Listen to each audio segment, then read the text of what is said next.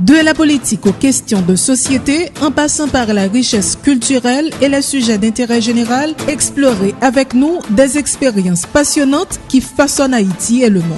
En toute franchise, un podcast qui propose des analyses approfondies, des débats et des interviews captivantes. Suivez-nous sur X, Facebook et Instagram. Nous sommes disponibles également sur toutes les plateformes d'écoute et sur www.antoutfranchiz.net. En toute franchise, votre espace de réflexion engagée et diversifié animé par le Dr Jean-Louis. Rejoignez notre communauté de penseurs critiques, de chercheurs et d'activistes, tous unis afin de mieux comprendre les défis et les opportunités qui se présentent en Haïti.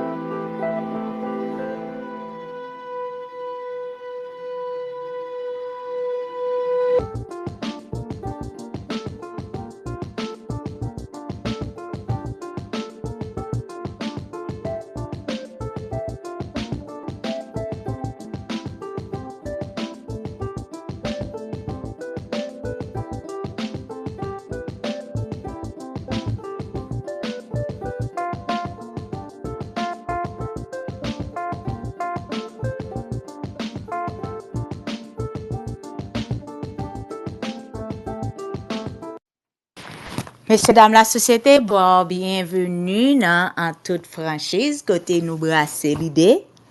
Nous chita yon ak l'autre, nous parler dans l'amour avec respect et surtout avec tolérance. Jeudi à nous épisode chargé pas oublier nous commencer saison 7 là. Et saison 7 là sont saison qui très loin spéciale parce que nous connaissons que c'est Echoes of Manhood. Ça veut dire nous avons un paquet de poteaux garçons, nous pral faire petit chita parler avec vous comprenez, nous pral chercher connait yo, n'a checker sur yo qui ça y a réglé, n'a fait ça dans l'amour avec respect et tolérance. Sujet jeudi c'est la Think Through the Canvas with Monsieur Kenley Simon. Est-ce que nous besoin faire une introduction pour Kenley? Pas penser ça non parce que nous tous sur internet. Nous tous nous gen IG, nous gen Facebook, you name it. Ça veut dire ou gata kon qui est Kenley Simon yé. Et bien jodi nous gen opportunité ça, nous pral faire ti chita palavel et puis pour nous apprendre de li tout. Hopefully li pral share avec nous parce que nous connaissons moi-même tripotaille. So m'rete sur réseaux sociaux, m'suivre li toujours ap gade m'a poser tête une question. Des fois jodi am gen privilège pour m'chita avec pour nous faire ti parler et puis pour nous apprendre de li et puis pour nous ri tout, why not? Parce que toujours ap fait moun appris. Kenley, moi bon micro. So, on prétend quand Ken li prend micro et puis pour nous commencer, faites-y parler. Merci pour patience. Non?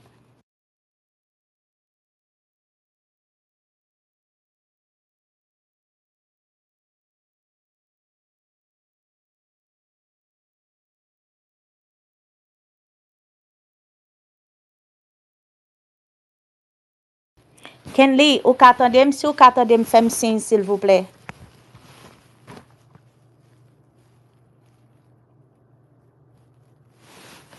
Kenli?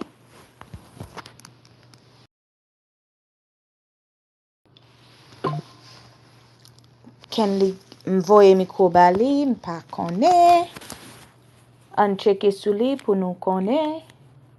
Ça qu'a passé.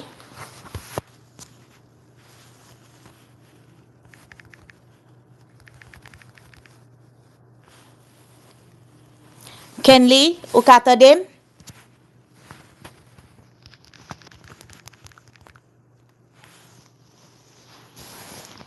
Kenli, sous t'attendez, faites signe, s'il vous plaît.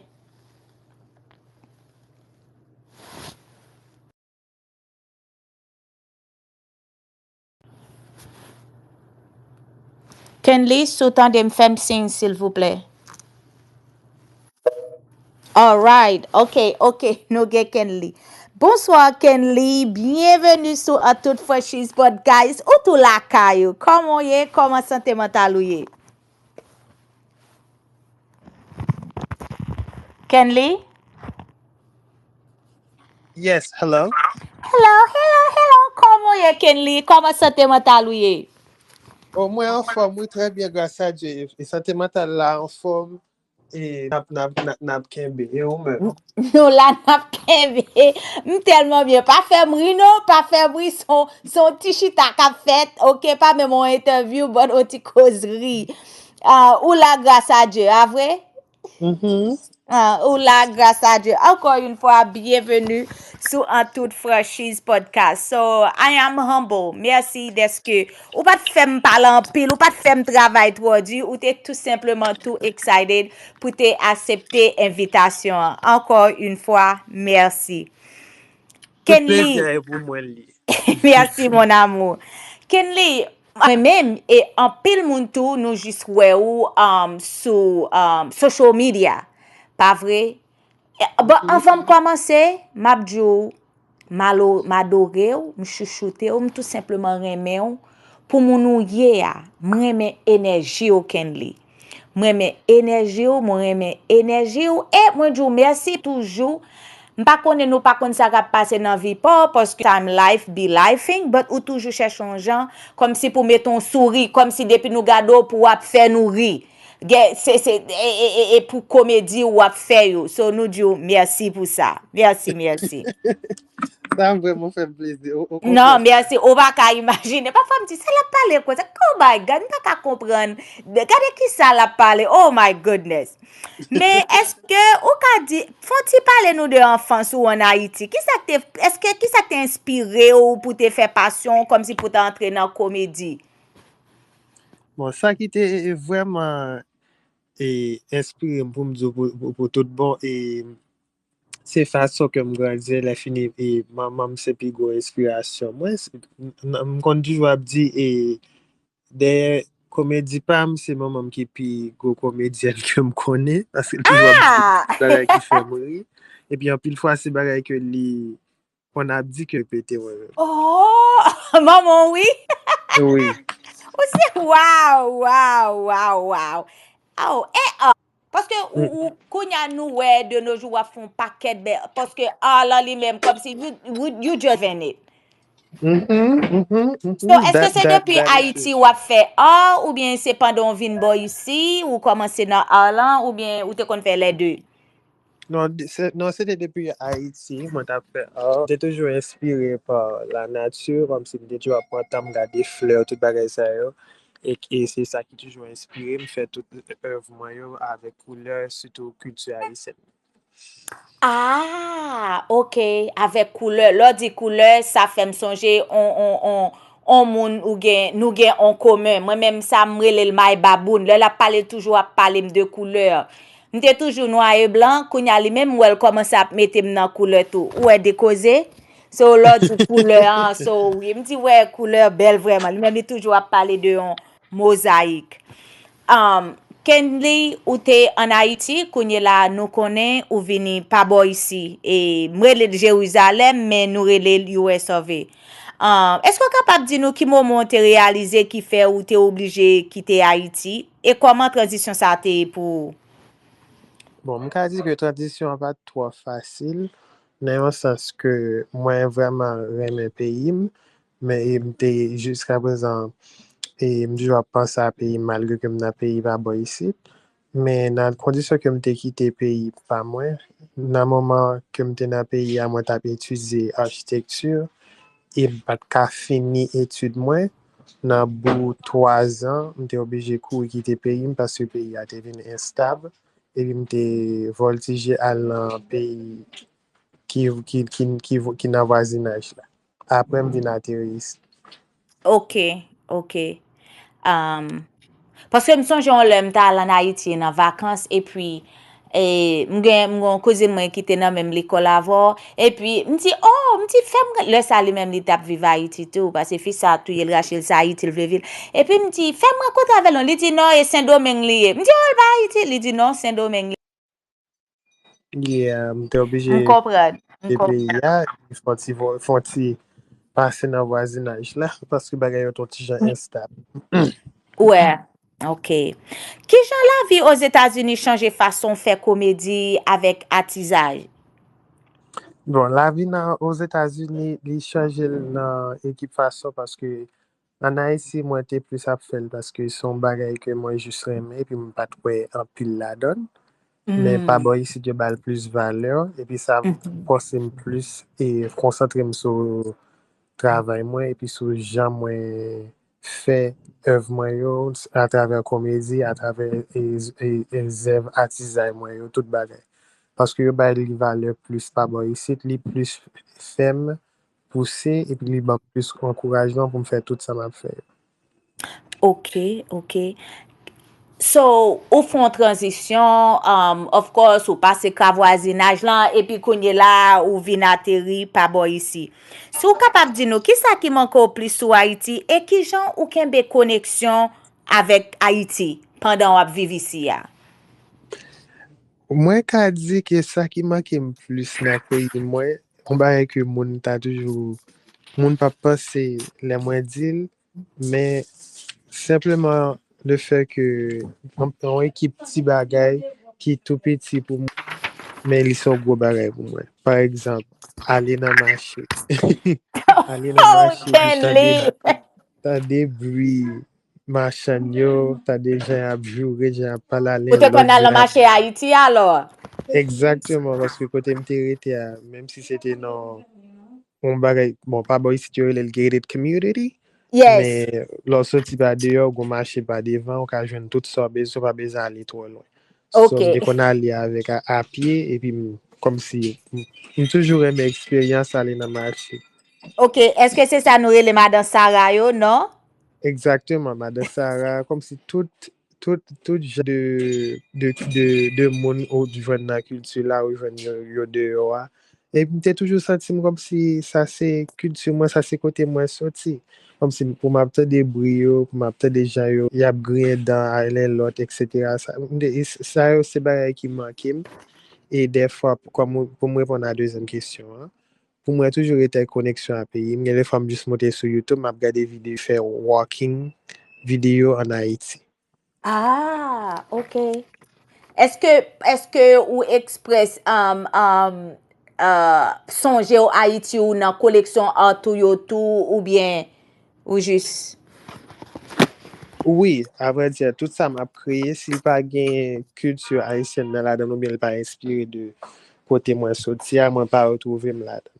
Et ça fait, même si m'a fait un maillot, si m'a fait une comédie, m toujours ajouter un bagay dans culture haïtienne nan, parfois bagay que moun pas kontande souvent, juste pour m'ka kembe tout bagay yo vivant toujours. Oui, définitivement, parce que après un nombre de temps vini ici, comme si ou obligé comme ou pas vivre, comme si ou pas vraiment évoluer dans la communauté haïtienne, parce que je pense en pile monde fait ça, ou dit, ah, m'vini, t'es même j'aime dans la culture, et t'es m'font step back, déjà, connaît la caille déjà.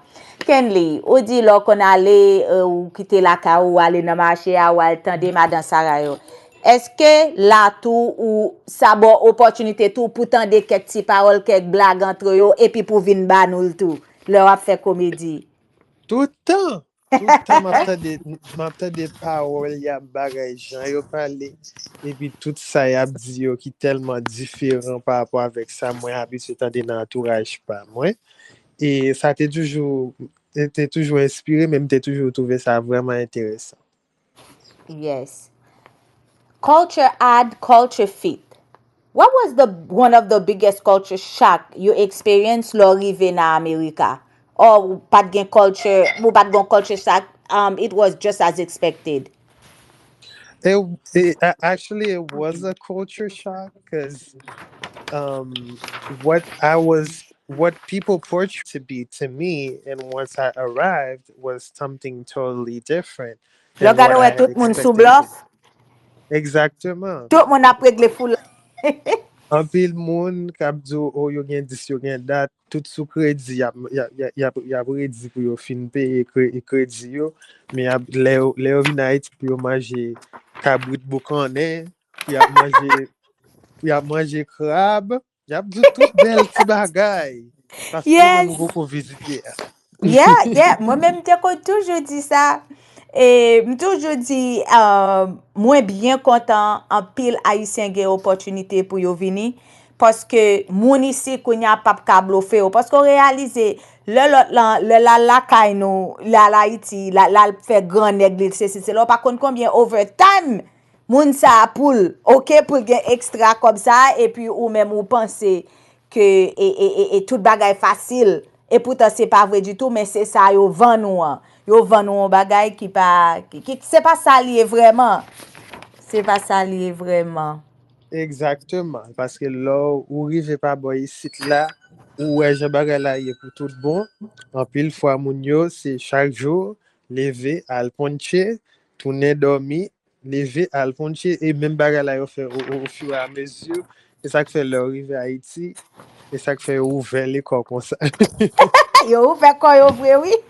Yo ouvert quoi yo ouvert quoi yo. Kenley, qui t'aime ou plus remet explorer notre travail ou? On nous dit que c'est art ou comédie. Est-ce qu'on a un thème spécifiquement ou bien ça dépend de gens senti ou bien de gens ou senti la caille, gens ouais la caille? Bon, à vrai dire, surtout pour les œuvres d'art, moi, yo, en pile fois, ça m'a créé, yo, non seulement yo inspiré par la culture haïtienne, moi, mais en pile fois, c'est ça moi qu'on ouais dans rêve, et puis Ah, moi, je voulais reproduire sur un tableau. En pile fois, dans les œuvres par moi, yo, et ça fait que des fois, ouais, yo, en pile couleur, yo qu'on gagne en pile yeux là-dedans, yo, etc., comme si. yes. Tout bagay c'est aussi bagay que des fois moi dans rêve moi et puis des fois et puis me lever dans matin moi courir fond dessin de ça moi dans rêve là pour me battre les fini moi vinn reproduire sur un tableau. Ok. Alors, t'es tout bon, nan sa ou la ka nou t'es tout gel clair, moi-même depuis me font rêve, m'toublier. Ma kon ça que fait ça. Oui, depuis Oui, me font rêve, m'toublier. oui que des fois que des bagay qui va arriver et puis me ta ouais dans rêve là et puis les Wow. oh Ah, faut et puis bon me dit oh secret ah.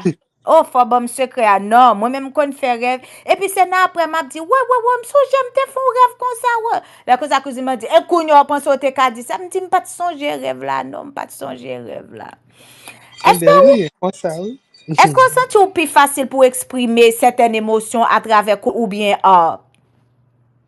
Oui, moi plus facile pour m'exprimer bon m'ka dit non seulement émotion tête moi tout parce que en pile fois un monde qui a rencontré surtout les vinn pas boy ici là me rencontrer en pile monde soit dans la rue ou bien établissement dans banque etc. Et puis différent par rapport à monde yo connaît sur internet là parce que dans la rue moi son monde tu as peut-être des musiques moi t'es dans calme moi t'es sous moi même ça veut dire mais timide Kenley ou même oui? et pas que moi timide non mais par rapport à moi dans la rue Mwen pa ouvri kom, menm jan ouvri kom so. Sur internet là, ok. Ça fait toujours di moun gon différence par rapport avec Kenli, avec Tikenito. Parce que Tikenito a l'équipe en haut. Ouais, voilà. Est-ce qu'on senti ou gen yon pression pour représenter culture haïtien dans travail ou fait ou bien ou juste you just paint, you doing what you do because you love it, ou bien on senti une pression comme s'il faut toujours et pour représenter culture haïtien? Non, pas senti pression, vraiment. Parce que, en pile fois, je me dis là, c'est à travers rêve moi yo que moi réalise les œuvres moi yo. Si rêve là pas gen aucun rapport avec culture haïtienne, non, si moi-même pas décidé ajouter là-dedans, juste fait par rapport avec ça, moi senti. Ok. So, nous capables de dire que ou sont artistes haïtiens, pas vrai? Whether c'est pour comédie ou bien art, pas vrai? Et by the way, guys, m'a tout dit nous, m'pral mettre website là, so c'est pour nous acheter gen bel bagay. Nous connaissons moi-même, c'est bel bagay, moi remè. So, ça veut dire, m'passe on commande déjà, m'gen pour mal placer l'autre commande. So, m'a invité nous-mêmes pour nous passer, pour nous aider, pour nous supporter très, très important. Et m'pense n'après tout parce que couleur yo belle, j'en le mélanger couleur yo. Est-ce que vous jamais fait face à un défi comme un artiste haïtien aux États-Unis? Si oui, comment tu montes ça? Ou bien pour qu'on en prêche ça? Comme si as of right now, you still doing your thing, you not on timing ou?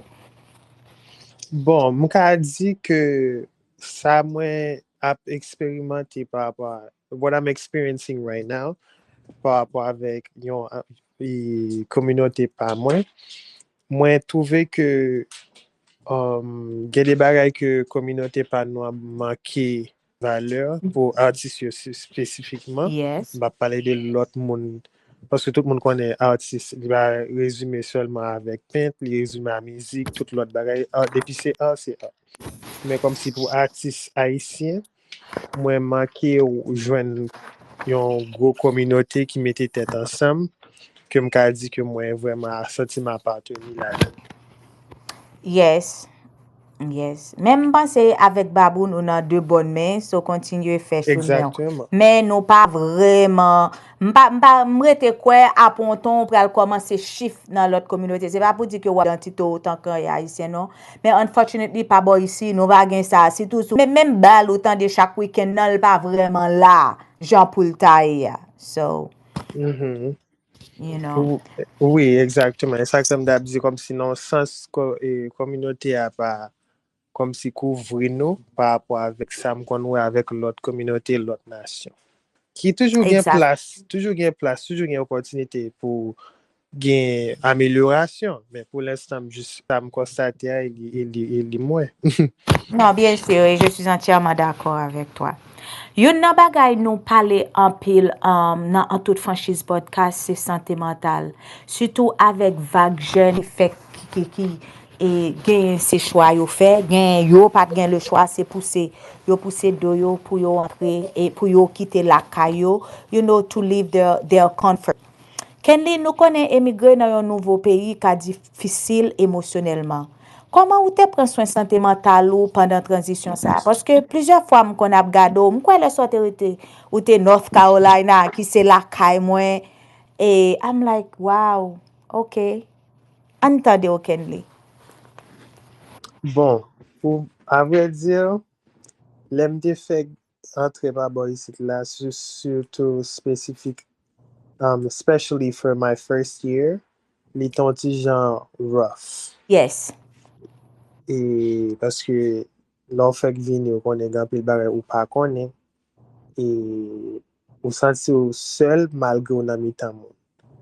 E ou pa gen zami, e tout moun al travay, e den fwa ou jist rete ou pou kontou, tout moun al travay, tout moun al regle sa espose regle, paske bien avan ou vini, yo te deja gen vi yo yap viv. E ou men ou vini entre nan vi ya. E pi ou vini retrouve tèt ou pou kontou. Sa mwen ka di ki sovem, se jounal. Paske son bagay chak jou, au liye ke m kenbe tout panse sa yo ki kon defwa, vwa sa yo kap pale nan tèt. Abdou, oh, you're not enough, you're not this, you're not that. Mwen prefere ekri tout sa yo nan yon ti mou sou papye. Sa ke m pare me yo m chire yo m jete yo, epi mwen reekri bagay ke mwen ta remen tande. Tout sa yo se sa ki edem a trave tout mouman mou difisil ke m tap travese yo. Very nice, very nice. Est-ce que j'aime sentir ou pas assez bon dans carrière ou? Et si oui, comment gérer ça? Bon, sa son bagay m pase ke anpil fwa, anpil artis pase la don, men a la fin, ou jis ran tèt ou kont ke moun ki gen mwen stal la baso, men ap fè plus paso, paske yo gen plus odas, yo mette tèt yo de yo. Yes. So pa ganyen ki kenbe, ki suppose kampe pou la ba ou, sou talan sa yo, e pou empèche tèt ou avansi. An pil fwa se jist mette tèt ou de yo, mette tèt ou de yo, mette tèt ou de yo. Mèm si son gren moun kap gade, depo ou venon gren moun, ou bien 10 moun, 10 like, se moun yo ye de tout fason, ou jist wap pouche tèt ou jiska ske ou rive kote ou sa tou, ou à l'aise ensemble avec tête ou avec son créé. Yes, agreed. Parce que toujours, surtout moi-même avec zami, toujours à parler, et toujours dit imposter syndrome. Si dans carrière aussi, comme si ou pas fort, moi-même toujours dit, I give myself a pep talk. Like, hey, ou travail du côté rivière en pile moun ap gado. Like, I give myself a pep talk and I'm like, okay, en aller. M'pas c'est tant qu'on dit, nous tout gagnons ça. Mais c'est contenté ou et c'est quoi dans tête ou quoi dans ça ou ap fait ya. How does creating art and performing comedy help you with your mental well-being, if they do? They do, because when I first started, I would say this shy boy that didn't want to put themselves out. But Yeah. when I first started doing everything that I'm doing perfectly now, it helped me create this personality out of that shyness, and then that personality took away the shyness from me, and then I ended up being this whole person that I am today. And I believe without creating all that I was creating back then, I wouldn't be able to get to where I am now. Yes, I well said, well said. And encore ou connaît, donc, as I mentioned earlier, quitter la caillou, venir dans l'autre pays, m'ba say, of course, mental health. I want to say we are doing better in our community. However, we still have a long way to go. For me, say you know qui fait jo mental health is a key thing. Dans podcast là, nous assez parler sur ça. Because m'pa besoin dire taboo, but it's like, oh, okay, that TV show, whatever. And I remember the first time I told them, I said, hey, as a combat veteran, I have PTSD and I do suffer from anxiety. I have good days and bad days. And of course, na communauté, the stigma, right? But, having living my life in America, I'm like, it's just like I have a cold. What's the problem? M'prend médicament pour lui. But for you, if I don't know if you are, or whether anxiety or whatever the case may be, have you ever faced any mental health stigma within your community? And if so, how do you address them? Because, real quick, I'm always saying it's okay to not have a good day. It's part of life. It's okay ou get anxiety. It's okay ou pas attendre bruit, whatever. It's okay ou songe la ka ou songe femme and that put you in a mode. So, but on a mood, sorry, but unfortunately with our community, oh Jésus, ou supposé son bout de fer, you don't feel, it's almost like how dare you to breathe too hard, if so. Well, within our community, what I believe that is unfortunate, sometimes the older generation, I believe, they raise kids and by letting them know that having mental health issues or things of the wealthy, comme si ou trop bien. C'est bien ou Yes, trop bien, bien, mais bien c'est trop pas bien. bien. Yeah, that's true. Mange ou gen la ka ou gen ka pou rete. Yep, that's true.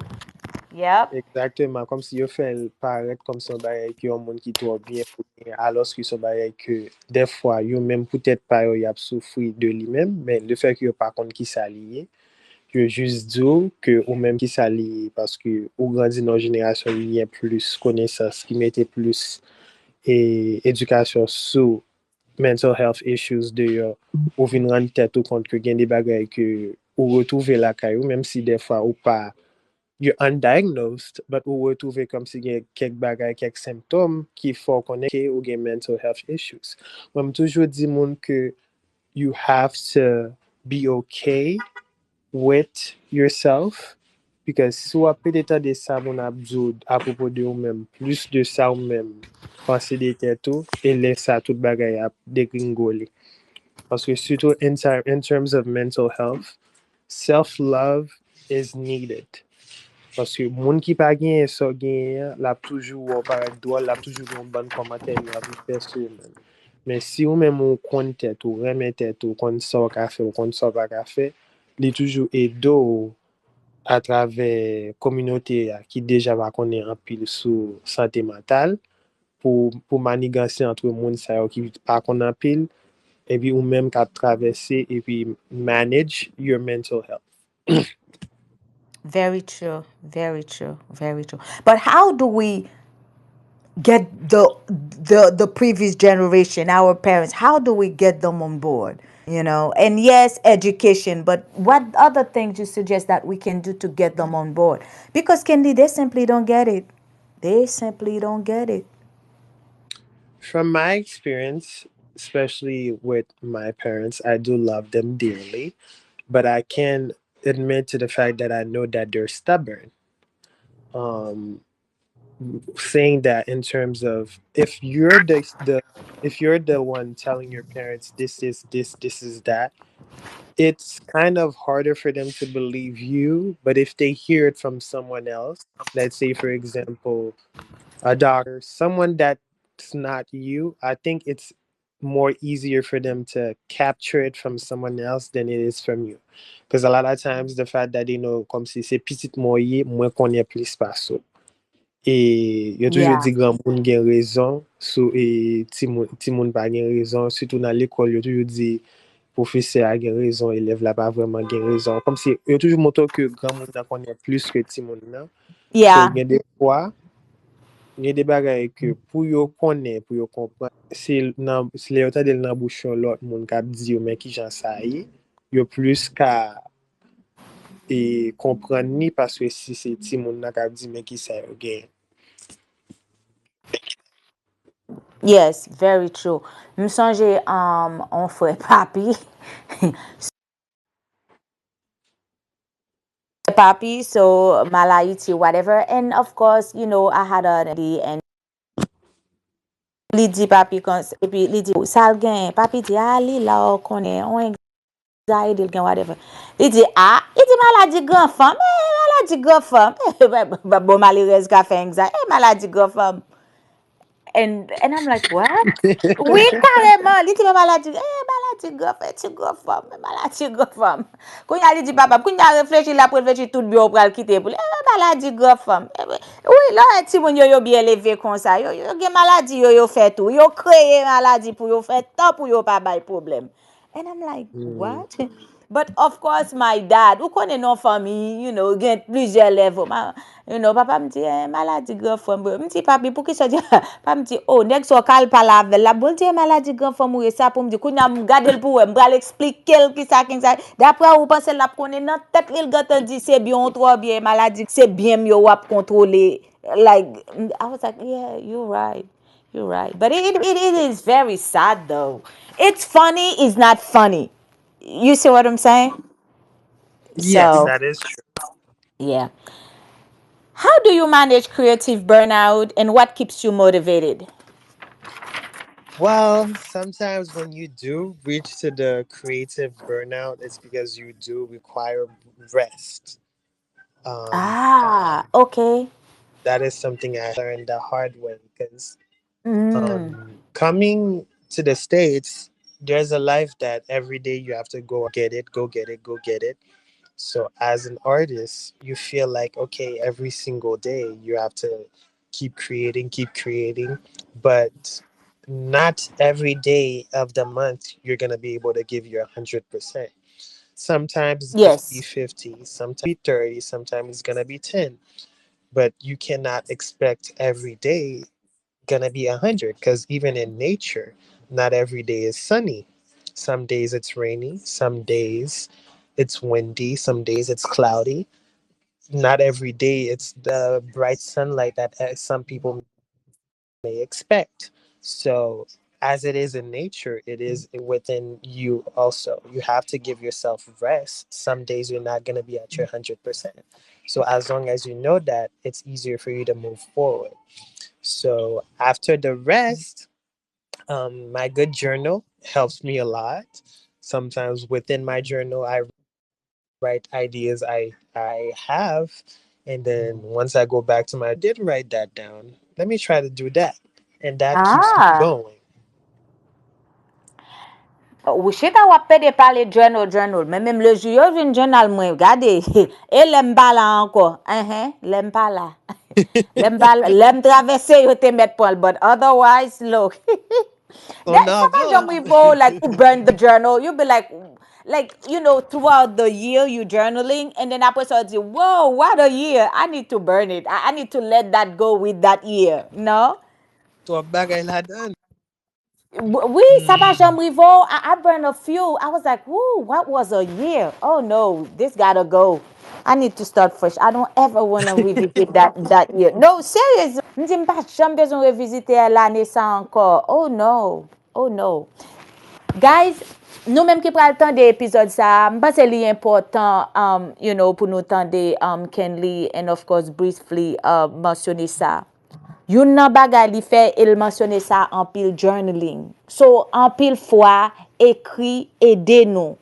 Écrit aide nous. M'pense dans plusieurs épisodes nous fait sous santé mentale, nous sous santé mentale, m'konne en pile psychiatrist, therapist vini, yo parle de ça, journaling. Li bon pour nous écrire. Ça ka passe dans tête ou écrire sous papier, ou écrire long cahier. Pas quitter moun ouais non, parce que moi, m'tan comme dit nous, des série de bagages, on moun ta ouais li. Ma passe une mauvaise journée. Ma passe une mauvaise resane, sol pas bon. But, c'est son bagage privé lié, journaling. Journaling, it's super duper important. It's super duper important. Kenley, ou pense que comédie a change you as an edo grandi, si so comment edo grandi both professionally and personally? Mwen ka di ke li ede m grandi paske within that industry, especially entertainment, si bagay creative sa yo, Yeah. li fe mwen tet mwen kont kom si ge de bagay fòm mette tet mwen deyo. Kom si, sito lem mwen te fek diyo ke lem te fek ap vini, mte reme feme tet mwen. Bat reme, anpil fòm te kon ap kreye zöv, epi m jusken beyo la kay mwen, etc. Le yon moun vini yo we, epi etc. Epi se tout. Men, au fur et à mesure, vin ran tèt ou kont kom si le bagay wap kreye yo pou lot moun ka we yo, pou yo espire lot moun tou. Paske ou menm kap kreye so kreye, se de bagay ki yo dewe deja, pa apwa moun ki mette tèt yo de yo, epi yo espire so kreye yo pa suppose kenbe yo pou men, yo mette tèt yo de yo. So in terms of that, li ede man pil avek networking, kom si m vin pa pe pale an anko, m vin renkontre plus moun a taver vi personel mwen e vi profesyonel mwen, e mwen ka eksprime m avek plus moun pa apwa avek jan ke mwen te yo avan ke m pat vreman vle aborde pi moun, sa vin retire m nan chel ke mwen te ye. Ça veut dire nous pas timide encore. But qu'est-ce que t'as pensé au wap fait moun ri on social media? Oh my God. Oui, petit. Ça que ça là. Oh my God, I'm telling you. Especially when I'm overseas. Oh Jésus. Mes amis, lem pas gade Marie-Claude moi nan Kenley. M'di to the point, m'di cousine moi, hey, femme moi, parce que la lab di m'li konon nou te nan même l'école. I'm like, oh, faut al montre m'li, m'ta reme reconnaître li. So, m'baka djou, m'bral faire jolé tout. Il m'a dit, hey, c'est pas ou bon moi non, c'est moun moi. Et c'est my baboun qui ban mwen. C'est my baboun qui ban mwen. Pas connais si ça a changé, but within our community, ou connais ou pas docteur ou pas ingénieur, oh my goodness. Of course, even though, you know, ou t'es à l'école pour aller apprendre architecture. Comment pas on feel about you, a comedian, as an artist, period? Are they okay with that? They champion you? Or, you know, at the beginning, it was like, m'bakon sa ti gason sa fait la non chita ap dessiner, ap fait moun ri. Yes, it's more like that. Fa kon sa la fe la, e, pou sa gen de yo a, pou sa se so chwazi. They were supportive actually. Kom si Ah, le mwen te fe exhibition mwen en Haïti. Là, ça c'était pour photography. yeah. Littéralement tout Tony. Et Mm. oui, papa m'était rivé, etc. Il était ouais, tout le monde qui était venu regarder l'exposition, etc. Et puis, il y a des l'autre monde après, et Monsieur Simon, il pensait que c'était lui-même, et pourtant, Et puis c'est vous-même. That's gotta be funny. il était tête, et puis c'est pas lui-même, il a cherché, c'est C'est moi-même, comme vous, si, c'est vous-même. par rapport avec eux-mêmes, c'est tout le fait que on connaît, c'est pas technologie a yo pas doué là-dedans par rapport avec gens yon jeunes de nos jours doué là-dedans yo, comme si l'aime dit doué en français bien sûr comme si Yes. yo pas fort là-dedans c'est leur vin ouais, comme si quantité monde qui a follow quantité monde qui cheer you on quantité monde qui aime yo peut dire oh et bon ton bagay là My baboun les di men abdos bagay la, se le moun ap pale, voisinage ap pale, epi yo komanse balon ti recognition. I'm like, it's always like that. Ou bien yo senti exactly yo fier le moun ap. Oh, epi tit wè wè yo te gata, you know, ap fe jol. M toujou di moun, mami arabi yo wajan m kon sa ma pregle nan professional life mwen. Men kon moun ap pale, te gantan fier pou la bay detay. M di bon, ou ko lo ap pale ave mou di mou pa kon sa ma fe nan la vi. Ou ko di ou pa konen. Ou pa kon metye, ou pa kon sa ma fe. Men lè la pala zam yo komanse pale de man. Oh non, kounye la, li te tel peyi, li this, li that. Oh. You know, you gotta love our Haitian parents. M toujou di ken li, m pa pense se nan sel parent Haitien, paske m gon zami ki Koreyen, e maman se kon sa al bal lan mou toujoun we parent Haitien bo lan mou an, se kon sa map gade l. E pi nou toujou ap kompare. M di, lor gade, I don't know, you know, we outside the West, men lor gade se kon sa yo ba nou lan mou. They have a weird way pour ap nou lan mou. Ou vle manje? Ki manje ou vle manje? You know? That's how they apologize. Manje ou reme. that is You true. know? Ay. Now, how do you balance staying true to yourself while also making work that appeals to a larger audience? Because m konon di se ou fe rev lan ou et puis ou, you know, sketch it ou fel. But how est-ce que ça pour leur faire ou un dessin or whatever the sketch you always go for it or est-ce que on fois au fond rêve like oh I don't know I'm not feeling to that let me tailor it a little bit because authenticity it's you know it's a part of being an artist right that's what makes you who you are l'homme moun paraît yo dit ah ça c'est travail monsieur Simon right but also you have to appeal so you always want to evolve get better right pour élargir audience or your clientele so how do you do that how do you balance that Well, bien content ou répéter mot authenticity à la donne. Pour moi, authenticity, c'est pour moi, oui, bien sûr, façon même pour représenter tête. Oh, comme c'est plus que ou connaît qui est souillé, plus ou connaît qui sort aimé, plus c'est que ou paraît plus authentique. Parce que si on bagaille pas authentique, c'est parce que moun sa bien bagaille la garder sur l'autre et puis la répliquer ça l'autre l'a gardé à son monde qui connaît qui ça l'a fait qui remet tête li qui a exprimer tête li so moi-même avec authenticité pas moi c'est parce que moi-même moi fier de tête moi et puis moi remet tête moi self love moi li vraiment haut So, lè map eksprime tèt mwen par rapport avèk zèv mwen yo, artizay ou ben komedi, mwen... Hello? Hello, hello, Oh, yes. hello.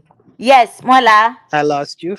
Yeah, I'm here. Yes, yes, I was saying, kom si nan fason ke ou men mwen tèt ou a, li plis fasil pou men pou met ou deyo, pou mette zèv ou yo deyo, pou mette travay ou deyo. Le fin nou jist kitel deyo a, the critics is for the viewer. You just put the work out. Because to put the work out, you have to love what you're doing. If you don't love what you're doing, you're going to look for validation from the person that's watching you. Yes. And if you keep looking for validation outside without having the validation within, Yes. I believe that's where everything goes wrong. I love it. I love it, Kenley. Merci paske sa kwa di sa. But an pil fwa, ou konen, takou, le mwen di sa, vreman konton di sa, paske ou di, oh, like you kaki, oh, kwen nan tè tout wop. And I'm like, that's not it. I love me enough pou m konen sa map fè a ki importans li gen, and I'm content with it. Mwen kwen nan sa map fè a, mwen kwen nan tèt mwen. E m Period. pase an pil fwa, se sa fè an pil moun, like they lose focus, they lose track, right? C'est tellement y ap chercher validation moun. And a lot of time, we as human, we can be pretty mean to each other. C'est pas konen so ap fè a pa, pas konen so ap fè a bon, non? But I simply don't want to give you your flowers because somehow la preti ou bagay sou mwen. Which is not necessarily true at all. But I'm simply giving you your flowers and acknowledging you. Exactly, that is so true. Very As long true, as very true. as long as you're able to be at peace with yourself and you Yes. know what you're putting out, kom si tout bagay ki vine apre yo, sito si yon moun reme so fe a, se jist son bonus li, paske ou men pou tèt pa ou te deja reme, so ap mette de yo. Yes, So tout yes. sa ki vine apre yo, se bonus yo yi. Yes, definitely. M sonje lèm te fèk komanse avèk Antoutfranchiz podcast. They was like, well, pou ki so pa fèl kon sa, pou ki so pa fè bagay zin, pou ki so pa... I'm like, non, se pa sa. Me lèm te gen, me koman m te wè ant podcast lan, me koman m vle kembèl. Oh, epi tout moun ap voye topik ba ou pou pale. Topik ap voye ba ou se topik zin. I'm like, non, ba remen an pet mel topik... Of course they are fun, but se pou sak pou fèm viral, and I don't wanna be viral. M just le fon bagay, tout moun ka vini, they feel comfortable pou yo pale. Si on moun tan del, mwen jwennon bon feedback, I'm okay with that. Ken li m jwenn pwiske on feedback? Kitem fon semen, m pa fon oh, Dr. E, sa ka pase, m pa kompran. Dr. E, nan ki episode ou te pale de tel sujet ankor, fon al retoune gade lankor. And to me, that's very satisfying. Because I'm like, at least gon moun ki apren non bagay. Gon episode nou te fe, kom si ki chanje la vi yon moun, ou bien ki ede yon moun pou yon desisyon, ou bien moun nan reach out, hey, tel moun te vini, ou ka mette men touch avel, m bezwen lede m supporte m nan tel bagay. So, to me, that's you know, m satisfait de sa. E sa fe tikem bad, because I'm like, Antoutfranchiz podcast, a fek la bay li. No, seriously, I get super excited, super excited. E avek, you know, m pase avek podcast, sa tou li vin ouvri yon lot mod pou mwen menm nan kominote an. Pa vre, kouz m a vreman grandi nan kominote a, se nan kounya se kounya m ap grandi, m frape pi m an pil fwa tou, pa fwa m tombe tou, men, you know, I dust off myself, m leve, hey, you know, I live to fight another day. But c'est comme si, but for me, it's my way of giving back to my community. And moun ki bezwen lan, ki pran. Comme si comme si des grands haïtiens qui rete Haïti ka viv. Hey, tel épisode, tel bagay. Oh, merci. Ouais, ça m'a dit. So I'm like, look at little me. Oh my God. So, yes, I You agree. understand it perfectly. E pou fin a lez avek so ap fe a, ou konen ki so ap fe, pou jist fonse, everything is gonna fall into place. Yes. Now, m konen mjou, I need to collaborate with you. Parce pou bagay koule sa, I cannot wait. Now, I will try pou mpa fè mèm bagay avèk my baboun parce li te vin nan show very early. A year later, se lè sa nou resi kolabore. Okay? So, I wanna do better. So, mbral gade jodi an la, I'm free, mbral gade entre nan back. So, this is, you tell me. This is what I have in mind. But as far as for you, what is your dream project? Whether it's in comic, painting, art? Well, as of right now, the dream project that I do have is to open a whole creative school back Wow. back in my country. Because growing up, I always wanted to, even though I am self-taught, I always wanted to go to classes to sharpen up my skills, but I never had a specific place that I wanted to go. Like I never knew somewhere that was doing what I wanted to do so I could go there.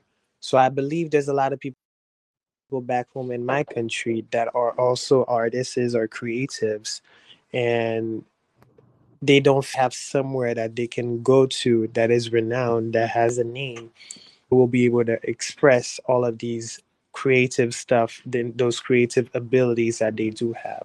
So that is a big project in my mind that I do want to create. I don't care if I start small with kids, but as long as I put the premier bloc la ate, I'll be happy.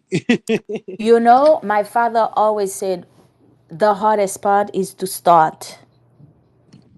Mm. The hardest part is to start.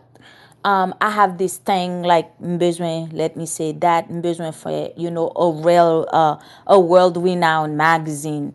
Where Oprah magazine, mine will be Oprah magazine 2.0, right? Much modernized and everything. And then Mm. but I have this thing, oh Jésus, le pral prantan, le pral this, le pral that. Then ma pala avec on zanmim, I was like, oh, it's the starting, that's the hardest. Oh, of course, ça vient faire me songer papi m'appelle. Like to start is the hardest. Tant qu'on dit des premier bloc là, everything is downhill. The Exactly. first block that's the hardest part. That's the hardest part. Just like when a baby is learning to walk. A baby Yep. step. They learn to walk Yep. before they can learn to run. Maybe cause Yep. issues. Exactly, exactly. Well, I'm here. Let me know how I can support. Because moi-même, depuis ces bagailles pour payer, for the betterment, for the youth. Parce que nous avons une génération là, je vous salue, Marie, pleine de grâce, me dit ça 3 fois. Et puis me sonne cha-cha at the same time, you know? Who? So whatever, nous-mêmes qui là, qui devant, qui capable, community wise, pense que we owe that to them. We owe that to them, especially nous-mêmes qui gain opportunité, dealing with other cultures, see, other parts of the world. So nous gon engagement, le nous fin ouais, le nous fin apprendre pour nous porter back, pour ça yo même pour, like pour into them, tout ça n'apprendre, tout ça nous ouais. Would you agree? I agree perfectly. All right. What message do you hope people take from your work? Art, comedy, you name it. Um, the message that I believe that I'm always trying to convey is to be yourself, love yourself, be yourself, know yourself, because someone is watching. When I started, I didn't have all these people tuning in, wanting to see what I'm creating. And I did get a little discouraged, but I kept going because I loved myself enough to see, like, to say, whatever happens, happens. As long as I'm staying true to me, everyone that is for me will find me. Ou si e pa frère mouye, ou si nou pa gen même parents. Non, sérieusement, ou si ça? Cause yo, I'm like, what? Ay, ay, ay. But that's the beauty of it. M toujou di moun sa, we are human. Ego nou ap get bruised, and some days we not ourselves. But you upaka ou simply you don't have the opportunity, you don't have the luxury pour ete a terre.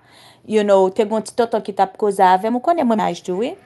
Et puis, so Ooh. we were just talking. And then I was like, hey, I only allow myself 24 hours to feel bad, to cry, to do whatever.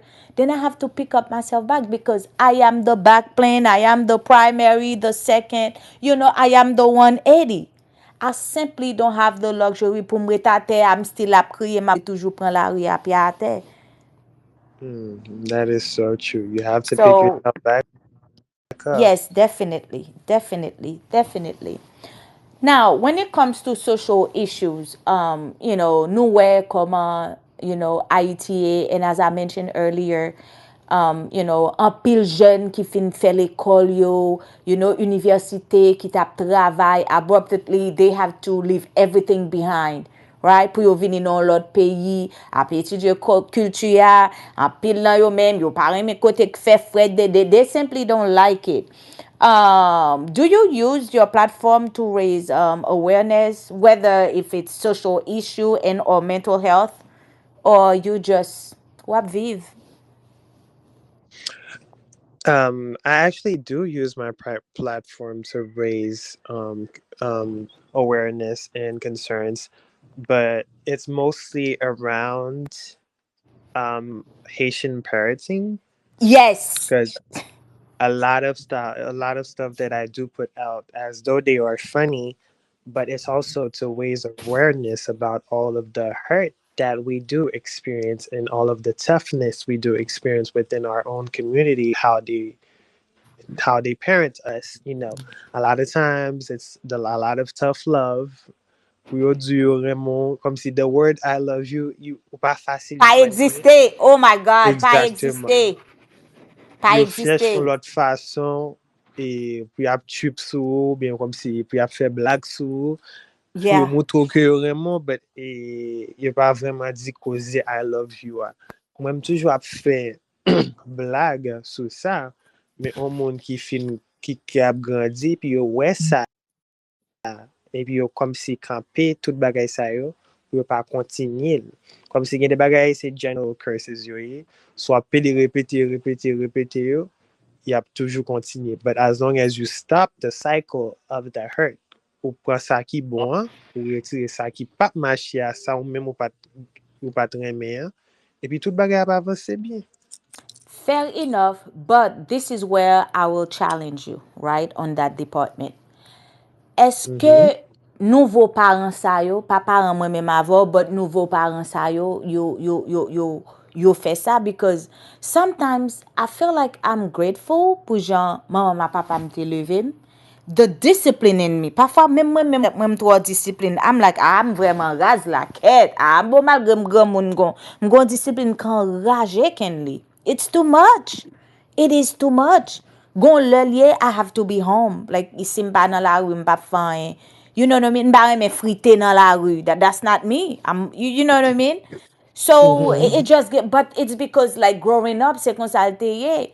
Now, le map gade jeunesse kounya de nos jours.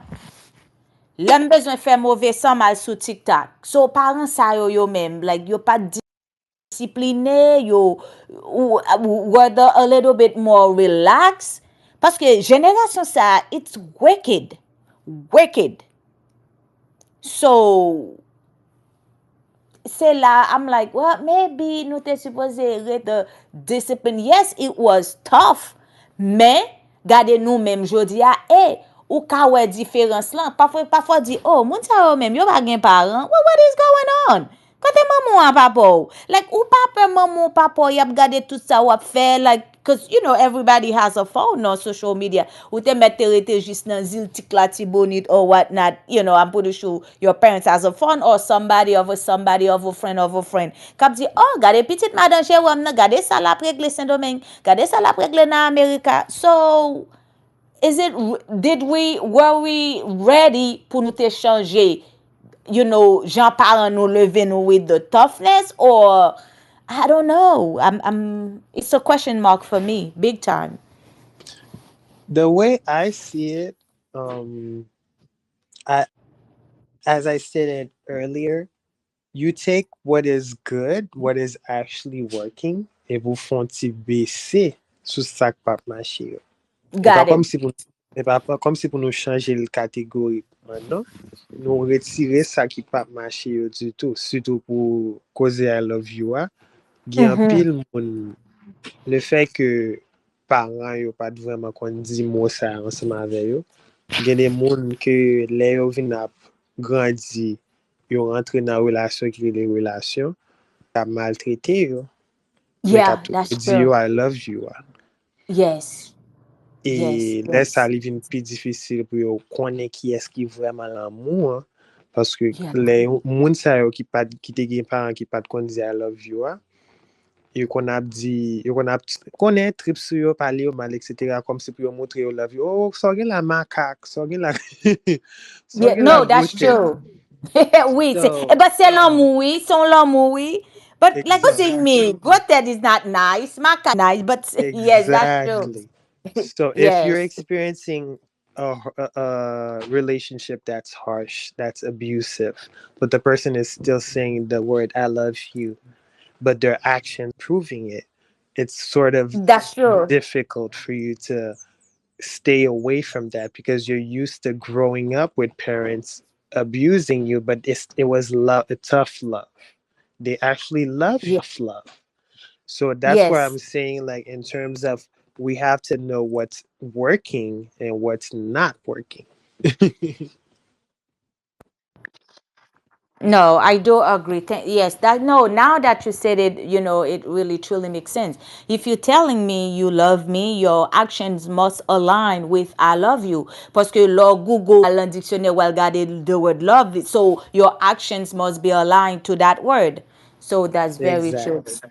Yeah, and that reminds me, like, m'songe, my papa automatically, like, chérie dodo, moi, mon chérie, petite fille, moi. But mama, I'm like, I love you. Who petit combien l'argent besoin là? Des pour l'amour ça et l'argent. But sometimes I don't need money, no. Sometimes I'm grateful parce que li fait ouais ça m'a dit ou Haïti ou petit ici blodo blodo. So a lot of time I see she does a lot where ça m'a do and for Mm-hmm. putting up with me, because it's not like I was the easiest Timoon because I always want need. Pas want no need, Mm. right? So okay, imagine comme parent, like I was like, no, I'm pas blanc, no, I'm just vraiment. But then, li commence à faire jalousie. L'elle ouais moi ma papa, oh chérie doudou, mouah, tu me manques. Oh, quelle heure vin ouais papi? Ouh, papi, m'a pas très vin ouais m'pa oh. Eh ben papa qui te fait comment on pas très vin là et moi-même, dans qui ka wap vini? Like, and then now li commence let me tell I love you, but once in a blue moon lap di I love you, but comment te kon relem, comment est ma tante? Ma tante, that was her way of loving me. Ma tante. I'm like, Oh, yeah, okay. ma tante. That was her way. Comment est ma tante? But I don't know, even though lipadil, but it makes me feel like, I don't know, I'm full, I'm content. Mm-hmm. Ça est l'aile de suite. Mes amis ma tante, I will parler, I'm like, and one day I was like, am I your favorite aunt or something? Because I couldn't understand why I really mattered, but it's the softness in her voice, right? It's Mm-hmm. the tone. I was like, oh, garon la mouk to pou like, Mm-hmm. but papa me dit, oh, maman son moun ki très difficile. M'dou baba motivé, non? Like, but tout ça fait, c'est parce que ouais, j'aimerais même avec l'amour papa m'a blossom. So, obviously, la fait jalousie. Boy, I love you. Wap mande si l'argent besoin. Of course, me besoin l'argent. Même t'as pas le mando li après, m'pas t'as pas le mando li kounya. You know what I mean? But, combien quoi vous besoin? Des pourtant d'écoute I love you, ça, oh, ouh. Bous mwen gata ap kriye, oh, fè pam, fè pam. I'm like, no, e pa sa, but kom ou di sa, souvent ti kob mwen, thank you. You know what I mean? So, it's kind of like take it away. No, sou gata di sa, yes, nda pral mando li apre, but since now we on that conversation, sou ta voun ti bay mwen tap bo an pil, I would really appreciate it. I would really appreciate it. Autant de chante Gazman Legacy, ya? Si yon jou m'pata la pa bliye. C'est ça qui fait mal l'école parce que je connais pas qu'on chante. But have you heard the song Legacy? Would you repeat that again? Legacy from Gazman. Ouais, New Look qui fait, ils font chanter Legacy. I don't think I did. What? Oh, this is such a great song. So, li pale de legacy. Si on joue pas ta la, y ap di de ou, ki sa y ap pale de ou, legacy. So, I love that song. Depuis l'homme songe, m'tende musique ça, I think differently. How do I think differently? Comment m'ta reme pou moun yo songe, jeunesse yo. Because now, we live in a world, we can be whatever we want to be, especially with social media. Pas content na, jon pa la moun, how you interact with people, right? You, through your art, na comedy, like you as a person, as a son, as a friend. So, what legacy do you hope to leave behind as Ken Lees? Whether as a comedian, an artist, a brother, as a human being? Honestly, the legacy I hope to leave behind is that I was here and I shall always be remembered. You what? That's a first. Répète. Ça blanc dit là, répétez. I know you. What? M'brale crazy ça fait m'jou répéter. I was here. And I What? shall always be remembered. Oh Wow. man. I I And want I shall always remembered. Wow. I I I love it. expect go down in the books that generations after can look up my work, can look up what I have done, and then feel inspired and create their own. Wow. Wow. Wow. Wow. I love it. I was here and I shall always remembered. Nice. How fitting. How fitting, Kenley. I knew you were special, oui. Mm-hmm. Moi-même, depuis mon We monde. we all are. No, not all of us. Some of us, we just here. We not fatty one nicely, keep it cute. But you're right, in our own special way. Because I'm pretty sure parents nous to dinner special. I agree. I agree. This is where we keep it cute and demure, right? Mhm. Demure. Very demure. Very demure. Ken Lee, how would you describe gold to a blind person? The color gold. I'm sorry. The color gold. How would you describe it to someone that is Oh, blind? On moun ka aveugle. Wap dekri couleur gold pou li. Lor. mes amis, m'bois pois, oui. I I can really don't. I really do not know. Ou I serious? really do not Think know. about it. Someone's blind. How would you describe color gold? Because the way I would describe it, they wouldn't know. Because I would say the sun, something that's shiny. But if they see black, Ooh, this is so. This is There you have it. There you have it. As the sun, sunlight, something. You got it. something that is shiny. That's Yes. comme si qui brillait, comme si Yes. qui fait éclat, etc. Yes. Mais sous tap di, if you were to say the color, what would you say? Because tellement utiliser color. What would you say? It's a mixture Uh-huh. of yellows, Uh-huh. and it's the brightest hues of the yellow. It So I is. guess. It is. It is. It is. Oh Yeah. All man. right. See, it was not that hard, but it makes you think, though, right? It makes you I think, like, do. what? You blind? I'm trying to replay the question in my head. I'm like, it does make me think and everything. That was the good one. Yes, thank you, Kenley. Again, whenever I get opportunity to talk to folks like you, I get super duper excited. I am humbled. I thank you for taking time because I know you have a lot going. And e pa mwen kap di sa, ou moun just gen do ale, whether you painting or where you creating, because of course you share a lot of content with us. So whenever, people or in general take time out of their busy schedule, pou yo vin pass son ti tan ave nou, I feel privy, and on behalf of Antoutfranchiz podcast and its audience. And me personally, I thank you pour te venir pour te passer un petit temps avec nous. So I'm looking forward to our collab, okay, on the art because I'm super duper excited. I'm just gonna send you a few things that I have in mind for the podcast, and we'll see what you come up with. So I'm super excited.